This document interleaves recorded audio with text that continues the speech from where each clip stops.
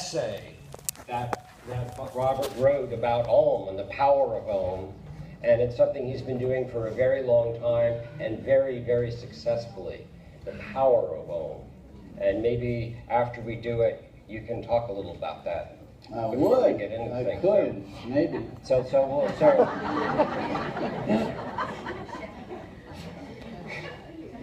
So Kevin, if you're in there, why don't you lower the lights? And do you want to sit down when you do Om, or would you rather stand? Oh, I'm going to stand up. All right.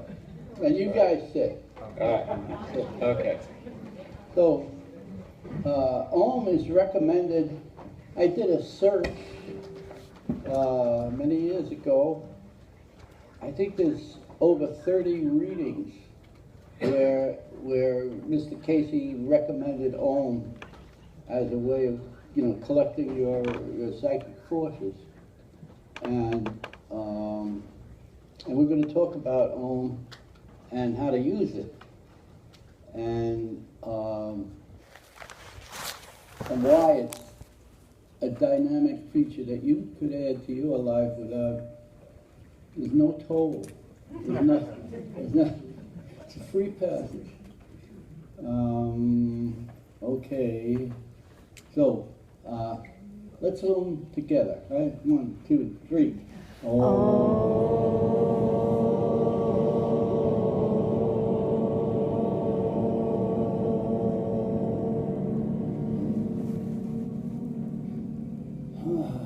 It sounds wonderful, doesn't it? Let's do a second one.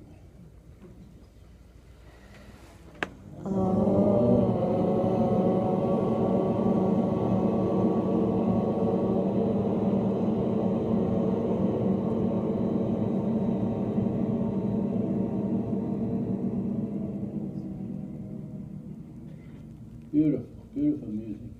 Okay, I'm going to sit down, and you're going to. Yeah, I'm going to. Master C, huh? Yeah, I'm going to walk through Bob's life very briefly in a short bunch of photographs, and then we're just going to sit and we're going to have a conversation about some interesting aspects of his life, and we'll get into his reading, and then we'll open it up for questions. And as I say, Bob's got an extraordinary range of topics and subjects that he's studied and has thought about for many years, and so nothing is off the table here with Robert. Just nothing is off the table. So come have a seat. We're gonna pull the screen down. I guess they're gonna get out from underneath the screen. We ready for that, Kevin? Yeah. Yeah, it's okay. Cut in half at the beginning of the speech. That means it'll be twice as good, right? A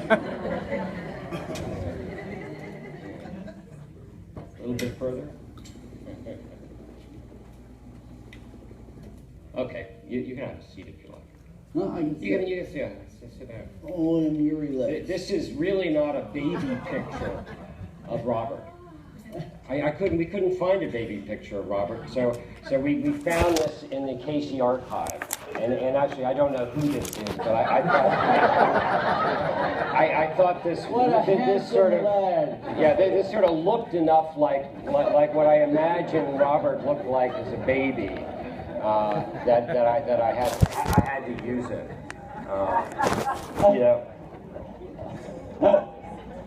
very pretty baby. But Robert was grew up in Queens, right outside of Manhattan. Had an older brother, had a younger sister, and tragically, his sister died when she was very, very young. This is a picture I found of Queens. I don't know if Bob is in there, I doubt it. I sort of pulled that off the internet because it seemed like school children, but Queens was primarily a Jewish neighborhood, right, when you were growing up? Oh, no? The neighborhood I was in? Yeah. Well, we spent a year or two in a Jewish neighborhood, and then we moved away from there was too expensive. This is during the Depression, and you may not remember that, but I do. You know, you can't imagine how poor everybody was. There were periods of time we had nothing to eat. You don't have a refrigerator. Guy comes once a week with a block of ice, puts it in the little refrigerator. But so Robert was born in Queens, 1930. Had two really interesting psychic experiences, if you want to call that visions, presence, visitations when he was young, very much like Edgar Cayce did. And when he was 4, another one when you were about 6. So we're going to talk about those because it's, in some respects, it's confirmation of what will later come through in the Cayce reading of powers of clairvoyance that he himself has had. But it's interesting stuff. But two of those when he was still young. He had his reading when he was 14 years old. 1944? Right, Yeah. April 1944, and we'll get into that. His mother had read There Is a River, and they passed it around the family. And you know, There Is a River, which had just come out, you know, the biography of Edgar Cayce, and they passed it around, and Bob's mother wrote Edgar Cayce. She wanted readings for the whole family. That's interesting. You know, for her husband, for Bob's older brother. This was at the period where Edgar was getting mail bags, sacks, full of requests for readings, and there were so many that he would literally go through and say, okay, we're going to do this one now, and just pick them, what might seem randomly, but I think there was a, you know, higher purpose to it, to those he picked. But Roberts was one of those he picked. Really interesting reading, which we're going to talk about. You know, some things which didn't seem to be true for a very long time ultimately became true. He didn't go to Princeton, though, which is in the reading it suggests that would be a good place to send you. So you didn't get to go to Princeton. But we'll talk about some of that. Interesting past life. You know, he was one of the members, Cayce says, of the Lost Tribes of Israel that ended up, according to the reading, in the United States very early on. So that's a real interesting thing. What captures many people's attention in this is that he was head of British Customs, the Customs Department in London, in a previous incarnation. And one of the things Cayce says is that you carry these talents with you into this present incarnation, and customs might be a very good, a vocation for you. And it's interesting because at what? When did you first take your first civil service exam? Like 16 or something? Yeah. Yeah, couldn't get a job. 17, took a civil service exam. Couldn't get a job with U.S. Customs. Just didn't happen. 25. He's still looking for a job with U.S. Customs because the Cayce reading said he would, or suggested that would be a good thing for him to do. And it didn't seem to happen. He just kept going on.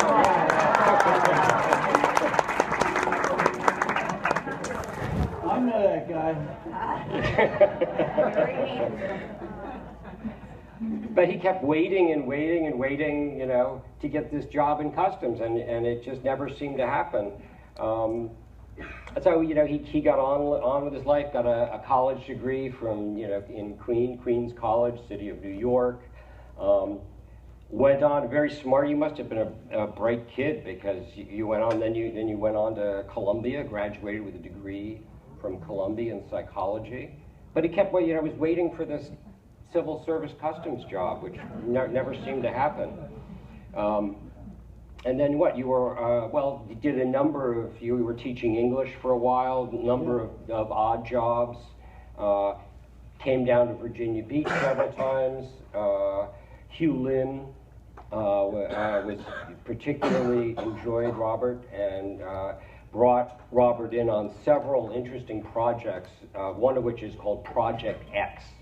You know, Hugh Lynn had this flair for the dramatic, and he called it Project X, but really what it was young people who had very interesting readings his father had given, who suggested that they had a lot of clairvoyant psychic potential. And so they were experimenting right here in Virginia Beach about how they could encourage that, and they did different practices, like they had the test subjects, the Project X test subjects, on special diets, on meditation routines. We can talk about that. But he was still looking for this civil service job, and it didn't seem to happen. And he was now almost 30 years old, and he was very, I guess, disappointed, frustrated. And as you've told the story before, you were on one of the trains coming back, coming out of Manhattan, and there's a point where it comes in Queens where the trains are elevated, the E trains, and it came out, and there was this great big billboard, and it was assigned to you to give up this business about trying to get a job with customs and get on with his life.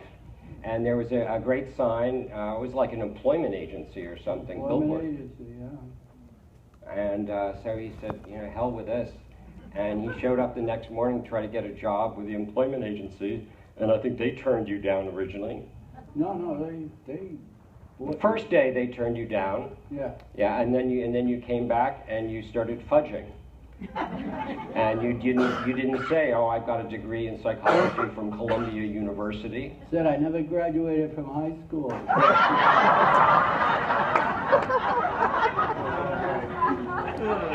It was a little lie. I said I picked apples out in some place near an ocean, way far. And the guy said, "You're exactly the guy we want." So we got a job immediately. I just love it. And it was a Long Island City, and it was, let's see if I don't have my glasses on, but it was the Etch Products Corporation. And I actually found this flyer because it was a very successful corporation, and they made metal plating, and they would do special etching on it. And in fact, like the symbol for Chevrolet Motors or something, which was on the side of a car. And so Robert, at age 30, started as an office boy, and immediately started doing well. Just kept climbing the ranks. I don't know what position. How did you get on so fast as a 30-year-old? Well, I think it's a fascinating story. Yeah, go ahead. About a minute here. Yeah. When I was 13, my uncle was in draft to go to World War II, and I was fascinated by the guy. He was a wonderful guy, and I asked him to teach me how to read a blueprint at 13, because he was a draftsman for a big company in the city, and so he kept coming during the summer every Saturday, and he brought with him a blueprint. And he said, now, this is what a howitzer looks like, and this is what a cannon looks like. And he said, I'm in charge of a particular kind of cannon and a bunch of them. And he's waiting to go to Europe. And I said, gee, that's fascinating. What's a cannon? What's a howitzer? Oh, he said, I'll bring you a blueprint next week. And he came the next Saturday with a big blueprint, and it's blue-colored paper with white lines on it. And he said, see, this is the rifling of the barrel. And I'm looking at this, and I was fascinated. And I said, gee, I'd like to be able to do that kind of work. And he said, all right, next weekend I'll bring I'll leave the blueprint here. I'll bring a drawing board and some old drawing instruments, and I'll teach you. So he came the next Saturday. First, what I did was terrible, a little better. He said, no, this is pretty good. And so he taught me how to draw a blueprint, all right? So when I went to work in Etch Products, as the office boy who ran a duplicating machine. In those days, you had to have a very strong arm. So,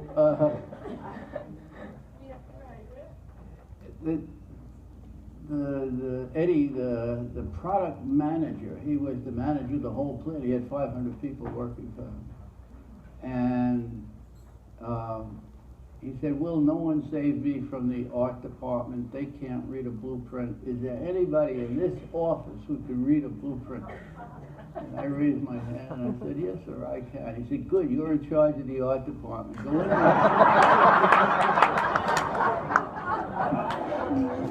And it continued on like that until he was virtually running, you know. Yeah, he gave me half the plant to run. Yeah. About 3 months later, I was production manager for half the plant. He had the other half, and we were doing pretty good.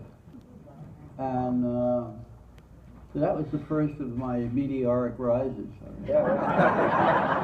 and there were, you know, meteoric rises. He eventually got a job with the Department of Health. Which was a very difficult job, but it required a lot of being able to talk to a lot of different people from a lot of different backgrounds, getting them all on the same page, which you did very well. So he rose very quickly in the Department of Health. Somewhere along the line, Lily appeared.